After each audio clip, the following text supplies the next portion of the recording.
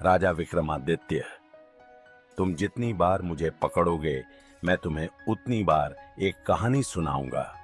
आज की कहानी एक ऐसे राजा की है जिसे अपने पिता के एक अधूरे समझौते का बोझ चुकाना पड़ा। तैयार हो कहानी सुनने के लिए? विक्रम चुपचाप चल रहा होता है, लेकिन बेताल हमेशा की तरह अपनी कहानी शुरू करता है। ये कहानी है राजा सोमेश की। एक महान राजा जो अपने पिता का उद्धार चुकाने के फर्ज में गिरफ्तार हो गया था। उसके पिता का एक व्यापारी के साथ समझौता हुआ था जो उनकी मौत के बाद भी अधूरा था। अब सुनो क्या हुआ। एक दिन महल के दरबार में एक व्यापारी आया। उसका नाम था माहिर। उसके हाथ में एक पुराना कागज था जिसमें राजा के पिता के हस्ताक्षर थे। माहिर ने कहा कि महाराज, आपके पिता ने मुझसे एक बड़ा कर्ज लिया था जो अब आपको चुकाना पड़ेगा। ये रहा प्रमाण। उन्होंने लिखा था कि ये कर्ज आपको उनके जीने या मरने के बाद भी चुकाना होगा। राजा सोमेश ध्यान से कागज देखता है। उसके पिता के हस्ताक्षर थे, लेकिन यह समझौता कुछ अजीब लग रहा था। व्यापारी के चेहरे पर एक छुपी सी मुस्कान थी जो राजा को शक में डाल रही थी।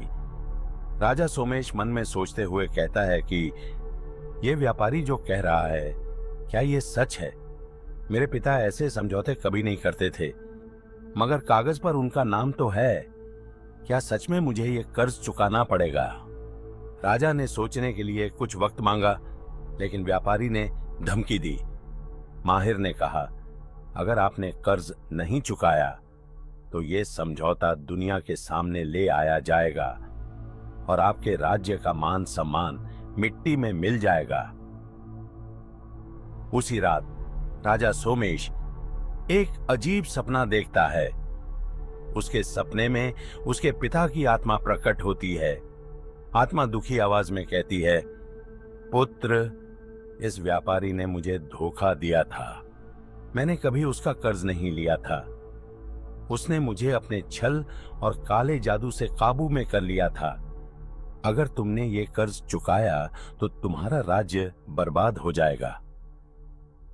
ध्यान रखना पुत्र, ये एक चाल है। राजा एकदम से उठता है। उसके माथे पर पसीना होता है। राजा सोमेश ने सोचा, मेरे पिता की आत्मा मुझे रोकती है, लेकिन व्यापारी का प्रमाण झूठ नहीं लगता। मैं क्या करूं? राजा अपने मंत्रियों से सलाह लेता है, लेकिन कोई भी स्पष्ट उत्तर नहीं दे पाता। कुछ मंत्री कहते हैं कि व्यापारी का कर्ज चुकाना चाहिए और कुछ कहते हैं कि हमें व्यापारी पर शक करना जरूरी है। एक मंत्री ने कहा, महाराज, अगर व्यापारी के पास प्रमाण है तो ये आपका फर्ज बनता है कि आप कर्ज चुकाएं। दूसरे मंत्री ने कहा, लेकिन अगर व्यापारी ने धोखा दिया हो, आपको इस पर और खोज करनी चाहिए। शायद सच कुछ और हो। अगले कुछ दिनों तक राजा परेशान रहता है। उसकी रातों की नींद उड़ जाती है। तभी एक दिन एक पुराना दोस्त जो एक तपस्वी था, राजा के पास आता है। उसका नाम था भैरव। भैरव ने कहा, महाराज, मैं उस व्यापारी को अच्छी तरह से जानता हूं। उसने आपके पिता के ऊपर एक काला जादू किया था। सच तो यह है कि उसने आपके पिता के जीवन का एक हिस्सा चुरा लिया था और उनका दामन बांध दिया था। राजा चौंक जाता है। राजा सोमेश ने कहा, पर यह तो कभी किसी ने नहीं बताया। मुझे पता ही नहीं था कि ऐसा कुछ हो सकता है। भैरव ने कहा, महाराज, व्यापारी ने तुम्हारे पिता की आत्मा को बांध दिया था और जब तक ये कर्ज चुकाया नहीं जाता, उनकी आत्मा को शांति नहीं मिलेगी। लेकिन अगर तुमने उस व्यापारी का कर्ज चुकाया तो तुम्हारा राज्य भी बर्बाद हो जाएगा।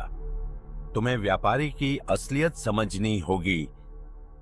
राजा ने एक जांच का आदेश दिया और कुछ दिनों के बाद सच्चाई सामने आई। व्यापारी ने काले जादू का इस्तेमाल करके राजा के पिता को अपने कब्जे में कर लिया था और ये झूठा कर्ज का नाटक किया था। राजा ने अपने सैनिकों को भेजा और व्यापारी को महल में बुलाया।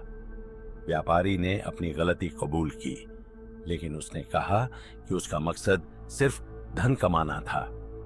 राजा सोमेश ने कहा, तुमने धोखा दिया और अपने लालच के कारण मेरे पिता और राज्य दोनों को नुकसान पहुंचाया। तुम्हें सजा मिलेगी। तुम्हारा झूठ कभी नहीं छुप सकता। व्यापारी को बंदी बना लिया गया और उसके साथ उसके धन को भी जब्त कर लिया गया। राजा ने अपने पिता की आत्मा को शांति देने के लिए एक विशेष पूजा का आयोजन किया। राजा विक्रमादित्य, तुम्हारे अनुसार क्या राजा ने सही फैसला लिया? व्यापारी ने अपनी गलती तो मानी थी, क्या उसे माफ नहीं करना चाहिए था? विक्रम थोड़ा सोचता है और फिर जवाब देता है। बेताल, माफी तभी दी जा सकती है जब पश्चाताप सच्चा हो।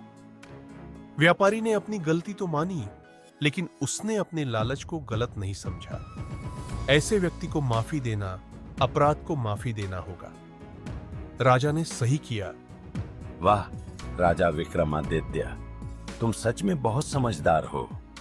तुम्हारा उत्तम विवेक फिर जीत गया, लेकिन अब मैं तुम्हारे कब्जे से छूटने वाला हूं। बेताल फिर से उड़ गया। तो दोस्तों, हम आशा करते हैं कि आपको यह एपिसोड पसंद आया होगा। अगले हफ्ते रविवार को 10 बजे देखना ना भूलें। विक्रम और बेताल की कहानी एपिसोड 10, जहरीली खंजर और भूला हुआ अतीत। लाइक, शेयर और सब्सक्राइब करना ना भूलें और हम आपसे अगले रविवार को मिलेंगे। इस वीडियो को देखने के लिए धन्यवाद।